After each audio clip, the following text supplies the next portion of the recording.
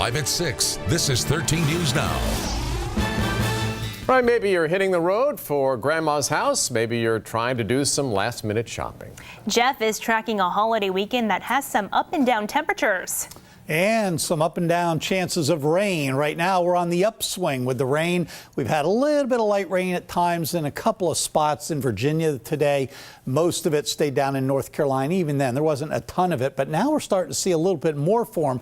I just went outside and looked literally about 3 minutes ago, and as this little batch right there passed across the station, there were just about, I looked on the back window of the one of the station cars, I saw 5 raindrops, little tiny ones. So some of this, again, is not quite as heavy as it looks like on radar. Right now we're at 58 degrees, so temperature's down a degree from last hour. We'll drop later this evening down into the lower 50s and then basically hold there. A very warm Saturday, however, before the front moves in Saturday night. The high Sunday will be just after midnight Saturday night, right around 60 or so. Much colder air moves in Sunday during the daylight hours, though, and for Christmas Day as well. How cold and whether or not that approaching front means any other rain, I'll talk all about that in just a few minutes when I come back with more. All right, Jeff, thank you. A scary scene in a restaurant in Norfolk last night. A woman and waiter were badly burned during a side table demonstration. Yeah, this happened at Rajput Indian Cuisine in Ghent. Reporter Ali Weatherton explains how this happened. In a well-known Ghent restaurant. It's been really good food, really good service, really good quality. An accident happened. Multiple victims that were burned by a cook that was doing cooking tricks and accidentally burnt themselves and a customer. A day later, Rajput Indian Cuisine reopened for business, then closed just a few hours later. While open, an employee showed me where the incident took place. Untouched food and drinks sat on the table. I'm shocked. Norfolk Battalion Chief Joe Milligan tells me that accident is now being investigated by the Fire Marshal's office. People make mistakes, and you hope that it doesn't happen again. A female customer suffered significant burns to her face and head. The waiter also burned on both of his arms. Both were taken to the hospital. Milligan says the woman may be sent to a burn unit in Richmond. It's really sad. It's really unfortunate. And community members hope both are okay. It's Christmas time, her family, you don't know. So you just hope and pray that she can recover. Now, I did ask that employee if I could speak to the owner of the restaurant. He told me the owner is actually out of the country in India. In Norfolk, Ali Weatherton, 13 News Now. Today, a Virginia Beach judge revoked bond for the former reality star accused of killing a man in a drunk driving crash. Melissa Hancock was arrested and charged with DUI maiming.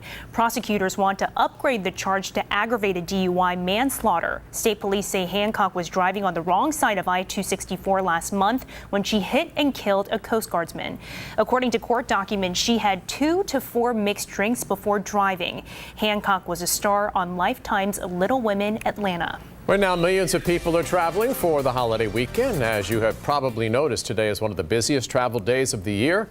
We went to Norfolk International Airport earlier today and found that things were moving pretty smoothly, especially for travelers who planned ahead. Go to the desk and have all your paperwork ready. If everything's, you just plug it right in and check your bags and then go to the bar. All right, AAA says nearly 6 million people are taking flights this week.